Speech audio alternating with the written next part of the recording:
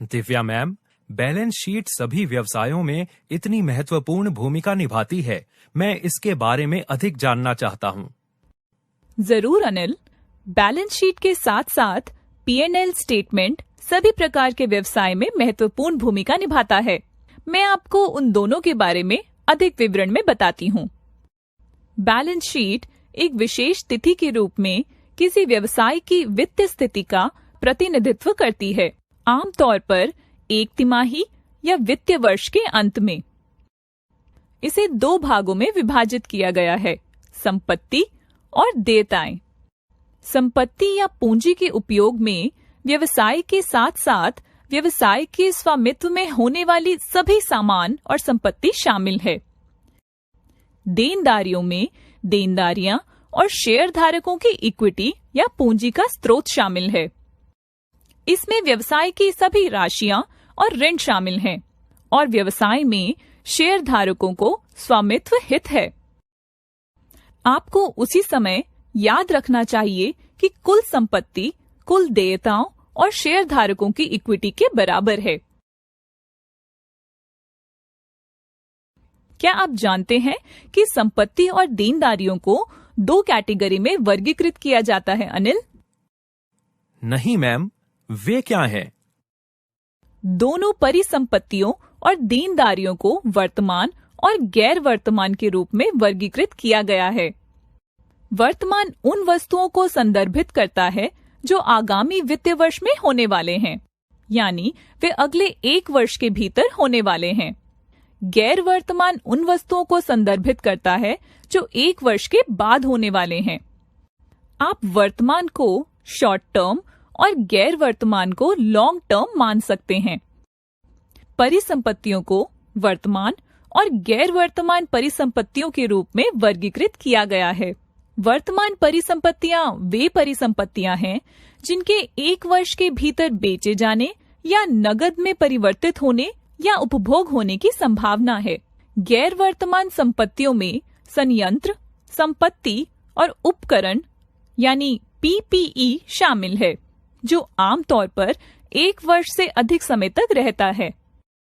आइए विभिन्न प्रकार की वर्तमान परिसंपत्तियों के बारे में अधिक चर्चा करें। वर्तमान संपत्ति के सामान्य प्रकार हैं नकद, इन्वेंट्री, प्राप्य और अल्पावधि ऋण और अग्रिम। अब उनमें से प्रत्येक को देखें।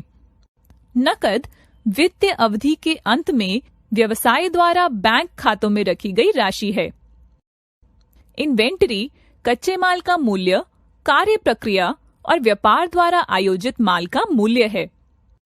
प्राप्य अपने ग्राहकों या ग्राहकों से व्यवसाय के कारण वे राशियां हैं जिनके लिए सामान या सेवाएं पहले ही प्रदान की जा चुकी हैं। ये आमतौर पर क्रेडिट पर की गई बिक्री होती है। अल्पकालिक ऋण और अग्रिम आपूर्तिकर्ता जैसे अन्य संस्थानों को दिए गए ऋण और अग्रिम हैं, जो 1 वर्ष के भीतर होने वाले हैं। इससे पहले हमने राजू ठेलेवाला नामक एक छोटे व्यवसायी के बारे में चर्चा की है। क्या हम उसके मामले में विभिन्न प्रकार की वर्तमान संपत्तियां लागू कर सकते हैं? जरूर अनिल, आइए देखें कि उसके मामले में ये सब कैसे लागू होता है। चलो राजू ठेले वाले के पास वापस जाएं। याद रखें, उन्होंने सब्जियों को 3,000 रुपए में बेचा था। पिछली बार हमने यह मान लिया था कि उन्होंने अपनी सब्जियों का पूरा स्टॉक बेच दिया है और उन्होंने अपने ग्राहकों से 3,000 रुपए की नकदी प्राप्त की है। इस बार उनके व्यापारिक व्यवहार में कुछ बदलाव करते हैं। आप मान लीजिए वह अपने द्वारा खरीदे गए 2,000 रुपए मूल्य की सब्जियों में से केवल 1,500 रुपए मूल्य की सब्जियां ही बेच पाया। इसके अलावा उनका अपने कुछ ग्राहकों के साथ एक अनौपचारिक समझौता है, जो उन्हें हर 15 दिन में केवल 1 बार भुगतान करते हैं।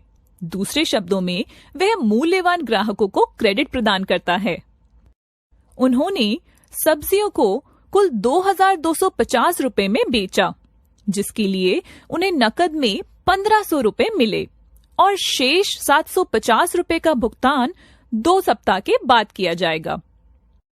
याद रखें, राजू की बैलेंस शीट स्क्रीन पर दिखाई गई है, जैसा कि उसने अपने ठेले को खरीदने के बाद दिखाई थी। जब वह अपने ग्राहकों को सब्जियां बेचता था, तो उसे अपने कुछ ग्राहकों से 1500 रुपए नकद भी मिलते थे। तो अब उसका कैश बैलेंस 10,000 माइनस 2,000 प्लस 1500 है, जो कि 9,500 के बराबर है। उन्होंने अपने 500 रुपए की सब्जियां नहीं बेची हैं, जो अब परिसंपत्ति पक्ष में सूची के रूप में दिखाई देगी। यह विशेष रूप से एक वर्तमान संपत्ति है। उसे कुछ ग्राहकों से 750 रुपए भी नहीं मिले हैं। यह राशि अब परिसंपत्ति पक्ष में प्राप्य के रूप में दर्ज की जाएगी। यह फिर से एक वर्तमान संपत्ति है। यहाँ राजू की अद्यतन संपत्ति की तालिका है। आप देख सकते हैं कि उनकी संपत्ति उस राशि के लिए शुरू होती है जो उन्होंने ठेले के लिए भुगतान की है, जो कि 10,000 रुपए है। फिर वर्तमान संपत्ति के रूप में उनके पास 9,500 रुपए की नकदी है। उनकी सूची में 500 रुपए की राशि है, जबकि उनके कुछ ग्राहकों से प्राप्य के रूप में उनके पास 750 रुपए की राशि है।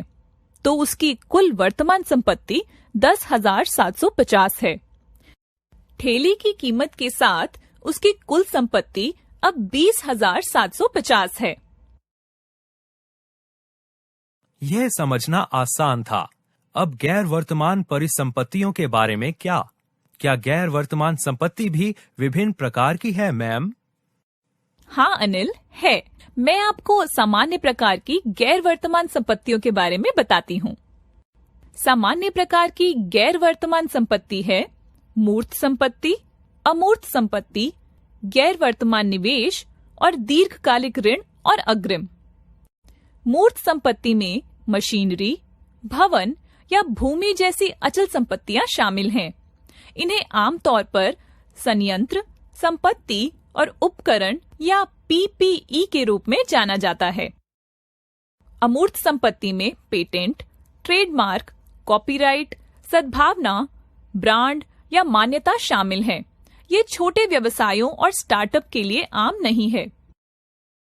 गैर वर्तमान निवेश ऐसे निवेश हैं जो 1 वर्ष से अधिक समय में परिपक्व होते हैं। लंबी अवधि के ऋण और अग्रिम आपूर्तिकर्ता जैसे अन्य संस्थाओं को दिए गए ऋण और अग्रिम है, जो 1 वर्ष के बाद देय होते हैं। अब राजू ठेले वाले के मामले में गैर वर्तमान संपत्तियों को लागू करते हैं। हाँ, मैं जानना चाहूंगा कि यह कैसे काम करता है। राजू ने अपने ठेले को खरीदने के लिए 10,000 रुपए खर्च किए। यह उनके व्यवसाय की अचल संपत्ति है। उसके पास कोई अन्य गैर वर्तमान संपत्ति नहीं है। यह राजू की अद्यतन संपत्तियों की तालिका है। जैसा कि हमने पहले चर्चा की है, उसकी गैर वर्तमान संपत्ति उसकी वर्तमान संपत्ति के बराबर है। संपत्ति के बाद आती हैं देनदारियां। क्या देनदारियों को भी अलग तरह से वर्गीकृत किया जाता है, मैम? हाँ अनिल, मैं आपको देनदारियों के बारे में और बताती हूँ। परिसंपत्तियों की तरह देनदारियों को भी वर्तमान और गैर वर्तमान देनदारियों के रूप में वर्गीकृत किया जाता है। वर्तमान देनदारियां देयताएं हैं जो 1 वर्ष के भीतर हो जाती हैं। गैर वर्तमान देनदारियां देयताएं हैं जो 1 वर्ष के बाद होती हैं। वर्तमान देनदारियों के सामान्य प्रकार हैं भुगतान, अल्पकालिक ऋण और दीर्घकालिक ऋण का वर्तमान हिस्सा। भुगतान वे व्यय हैं जो किए गए हैं लेकिन अभी तक भुगतान नहीं किए गए हैं, लेकिन 1 वर्ष के भीतर भुगतान करने की आवश्यकता है। अल्पकालिक ऋण वह ऋण है जो अगले 1 वर्ष के भीतर देय हैं। दीर्घकालिक ऋणों का वर्तमान हिस्सा दीर्घकालिक ऋणों का वह हिस्सा है जो अगले 1 वर्ष में देय है। गैर वर्तमान देनदारियों में मुख्य रूप से किसी भी प्रकार का उधार या ऋण या कर्ज शामिल होता है जो 1 वर्ष के बाद चुकाया जाना है।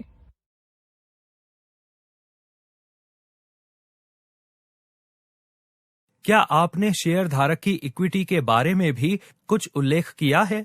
यह कैसे काम करता है? हाँ, शेयर धारक की इक्विटी नामक एक कारक है। आइए इस कारक के बारे में अधिक जानते हैं। शेयर धारकों की इक्विटी एक व्यापार में सभी शेयर धारकों के कुल इक्विटी ब्याज का प्रतिनिधित्व करती है। यह कंपनी के निवल मूल्य का प्रतिनिधित्व करता है, जो कि व्यवसाय की संपत्ति और देनदारियों के बीच का अंतर है। शेयर धारक की इक्विटी में दो भाग होते हैं, शेयर पूंजी और अधिशेष। शेयर पूंजी नकदी के बदले शेयर जारी करके जुटाई गई धनराशि है। यह दर्शाता है कि मालिकों ने व्यवसाय को कितनी पूंजी प्रदान की है। अधिशेष एक व्यवसाय का लाभ है, जो लाभ और हानि यानी P&L स्टेटमेंट से आता है।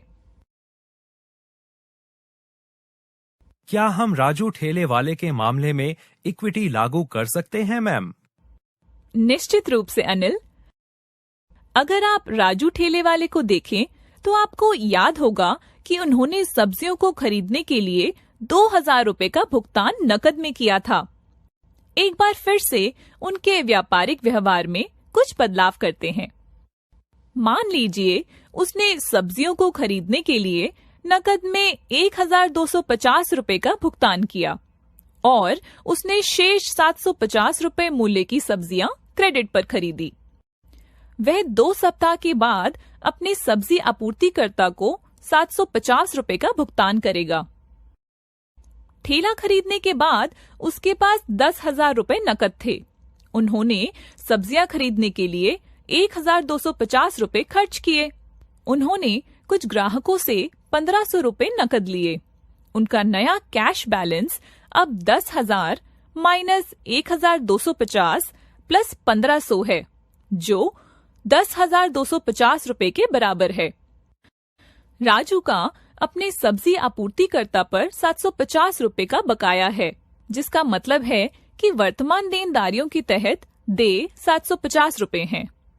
वह कुल 2,250 रुपए के लिए 1500 रुपए मूल्य की सब्जियां बेचने में सक्षम था। उनका लाभ, जो इक्विटी के तहत अधिशेष में जोड़ा जाएगा, 2,250 माइनस 1500 है, जो 750 रुपए के बराबर है। उसने कोई पैसा उधार नहीं लिया है और इसीलिए उसकी गैर वर्तमान देनदारियां शून्य है। यह राजू की अपडेट बैलेंस शीट है।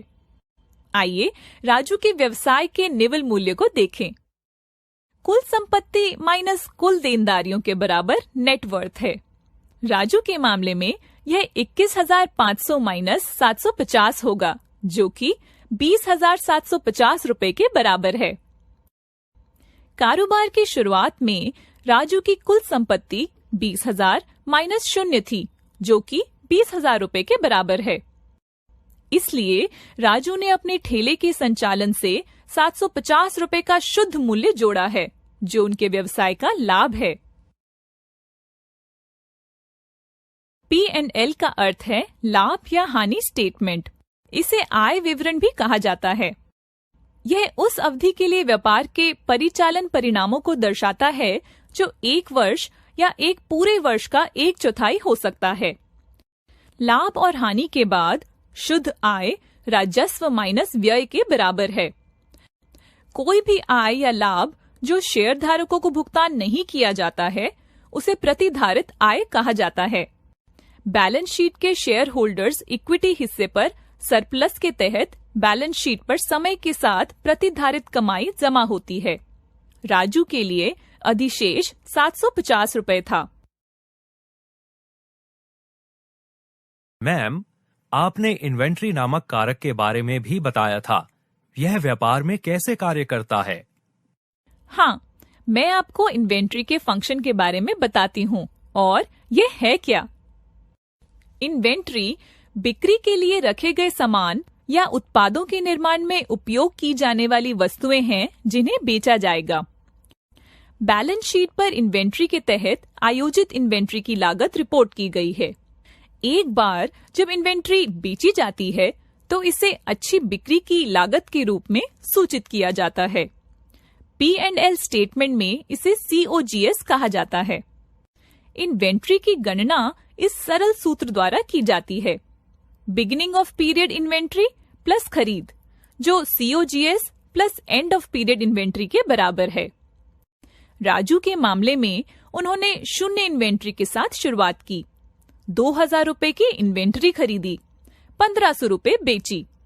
इसलिए end of period inventory 0 plus 2000 minus 1500 के बराबर है, जो 500 रुपए के बराबर है।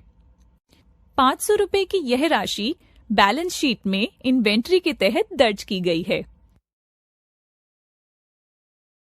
अब आइए देखें कि एक्सपेंसिंग, कैपिटलाइजेशन और एमोर्टाइजेशन क्या हैं और वे व्यवसाय को कैसे प्रभावित करते हैं। राजू के मामले में आप देख सकते हैं कि ठेले की लागत जो 10,000 रुपए है, वह केवल बैलेंस शीट पर दिखाई देती है। यह P&L स्टेटमेंट पर दिखाई नहीं देता है। यह राजू के व्यवसाय की लाभप्रदता को प्रभावित नहीं करता है। यह एक्सपेंसिंग है। अब ऐसा क्यों होता है? ऐसा इसलिए है क्योंकि संपत्ति और खर्च एक ही सिक्के के दो पहलू हैं। यदि लागत का लाभ उसी अवधि में अर्जित करने की अपेक्षा की जाती है जिसमें लागत खर्च की जाती है, तो उस अवधि में लागत को समाप्त कर दिया जाता है। दूसरे शब्दों में, पूरी राशि उस अवधि के लिए P&L स्टेटमेंट पर खर्च के रूप में दिखाई देती है। कैपिटलाइजेशन या पूंजीकरण का मतलब है कि लागत की पूरी राशि को बैलेंस शीट में संपत्ति के रूप में दिखाया गया है। यदि लागत का लाभ भविष्य की अवधि में होने की उम्मीद है जब लागत खर्च की जाती है, तो उस अवधि में लागत को पूंजीकृत किया जाता है। पूंजीगत व्यय का उदाहरण संपत्ति, संयंत्र और उपकरण या PP&E। पूंजीगत लागत अंततः P&L स्टेटमेंट के लिए खर्च के रूप में ली जाती है। अमोर्टाइजेशन या परिशोधन भविष्य की अवधि के लिए किसी परिसंपत्ति के मूल्य को आवंटित करने की प्रक्रिया है, जब इसके लाभ अर्जित किए जाने की उम्मीद की जाती है, आमतौर पर संपत्ति के उपयोगी जीवन के ऊपर। उदाहरण के लिए, यदि किसी संपत्ति का उपयोगी जीवन 5 वर्ष का है, तो संपत्ति का मूल्य का 1/5 P&L स्टेटमेंट में उन प्रत्येक 5 वर्षों के दौरान खर्च के रूप में लिया जाएगा। परिशोधन का सबसे आम उदाहरण मूल्यह्रास है, जो PP&E को परिशोधन के लिए उपयोग की जाने वाली शब्दावली है। राजू के ठेले की लागत को उसके उपयोगी जीवन के लिए मूल्यह्रास किया जाएगा। यदि हम मानते हैं कि इसका उपयोगी जीवन 10 वर्ष है, तो 10,000 रुपए divide by 10 is equal to 1,000 रुपए है, जो अगले 10 वर्षों में से प्रत्येक के लिए P&L स्टेटमेंट पर वार्षिक मूल्यह्रास व्यय होगा। वित्तीय वर्ष के अंत में करों की गणना से पहले राजू के मुनाफे से 1,000 रुपए की कटौती की जाएगी। SG&A के खर्चों में बिक्री एजेंटों का वेतन और कमीशन शामिल है, विज्ञापन और प्रचार, यात्रा और मनोरंजन, अधिकारियों का वेतन, कार्यालय वेतन और कार्यालय का खर्च। इसमें आमतौर पर मूल्यह्रास व्यय शामिल है। एक P&L स्टेटमेंट ऐसा दिखता है। प्रत्येक व्यय में कटौती के बाद विभिन्न लाभ उपायों को बोल्ड में दिखाया गया है। शुक्रिया दिव्या मैम। अब मैं बैलेंस शीट और प्रॉफिट एंड लॉस स्टेटमेंट के बारे में बहुत कुछ जान गया हूँ। आपका स्वागत है अनिल।